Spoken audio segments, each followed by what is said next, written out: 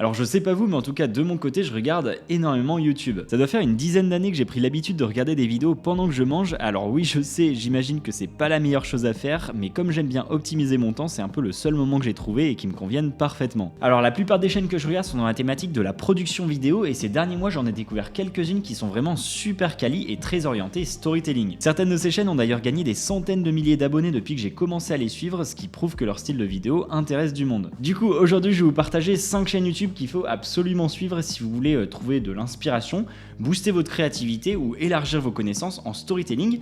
Mais c'est pas tout, je vais aussi vous présenter 3 créateurs de contenu qui sont plutôt orientés vidéo verticale et qui sont vraiment excellents. Alors la première chaîne à suivre, c'est celle de Danny Gewirtz. C'est un vidéaste qui réalise beaucoup de courts-métrages vraiment super impactants et ce qui est bien, c'est que pour chacun de ses courts-métrages, il propose une vidéo behind the scene dans laquelle il explique en détail toute la partie pré-production, le tournage avec des explications sur les lumières utilisées, les caméras, le matos, etc.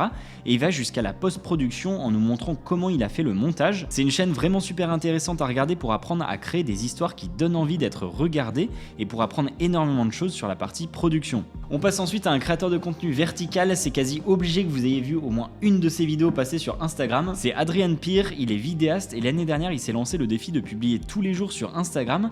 Il s'est rapidement fait connaître avec un style bien à lui qui s'est largement popularisé au fil des mois.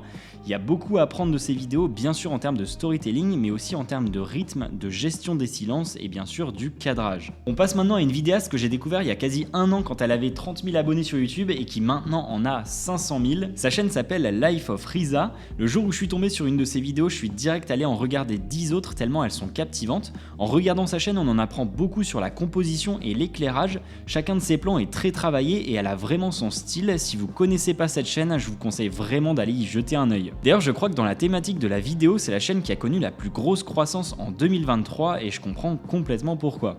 Tant qu'on parle de Life of Riza, il faut que je vous parle d'un autre créateur qui apparaît souvent dans ses vidéos puisque c'est son copain. Il s'appelle Colt Kirwan, il s'est fait connaître au même moment qu'elle avec cette vidéo qui a quasi 1 million de vues et qui est une excellente leçon de storytelling et de créativité. Encore une fois, si vous l'avez pas vue, allez la voir parce qu'elle vaut le détour. Ce qui est intéressant dans les vidéos de Colt, c'est d'analyser l'angle avec lequel il traite certains sujets. Il a souvent des idées très originales et créatives pour illustrer certaines choses. Au fil des vidéos d'ailleurs, on voit qu'il affine vraiment son style et ça permet en prenant un peu de recul de réfléchir à notre propre façon de faire des vidéos et comment ajouter plus de créativité dans nos productions. J'espère en tout cas que je vous fais découvrir des créateurs intéressants. On en est à la moitié et juste avant de vous parler du meilleur vidéaste de YouTube, j'espère que vous aurez le même avec moi, il faut qu'on parle d'une chose que tous ces créateurs utilisent dans leurs vidéos, la musique et le sound design. Aujourd'hui je vais vous parler de Artlist qui est le sponsor de cette vidéo et qui est depuis plusieurs années la plateforme que j'utilise pour trouver toutes mes musiques et effets sonores, mais aussi certains plans d'illustration qui sont trop compliqués à réaliser. On va prendre un cas concret, imaginons que je veuille faire une vidéo publicitaire super dynamique pour une marque.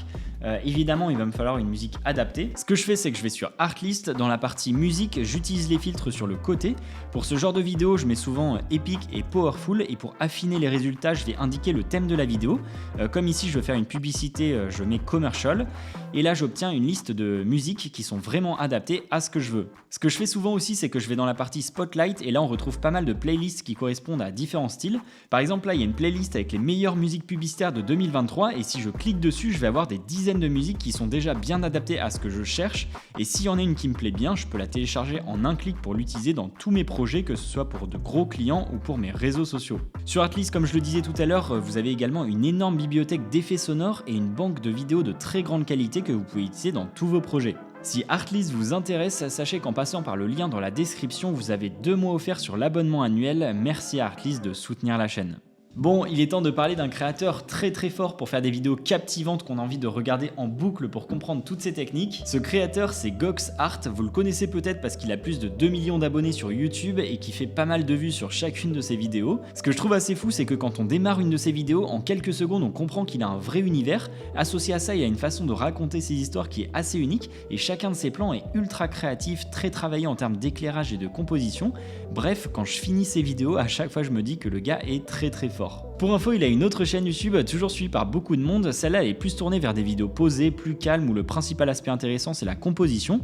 Comme pour les autres créateurs, de toute façon je vous mets tous les liens vers tout ça en description. On passe maintenant à un créateur qui est plutôt spécialisé dans le contenu vertical et qui s'appelle Kyle Enoch. Lui aussi vous l'avez sûrement déjà vu passer en reel Instagram. À la base il est photographe, mais ces derniers mois il s'est vraiment fait connaître pour ses mini courts-métrages qui sont super bien faits avec une belle colorimétrie et à chaque fois un message assez fort. J'aime beaucoup ce qu'il fait et au vu de ses stats, je suis pas le seul. Si vous voulez connaître les coulisses derrière certains de ses courts-métrages, sachez qu'il a aussi une chaîne YouTube sur laquelle il poste de temps en temps des behind the scenes qui sont assez sympas à regarder.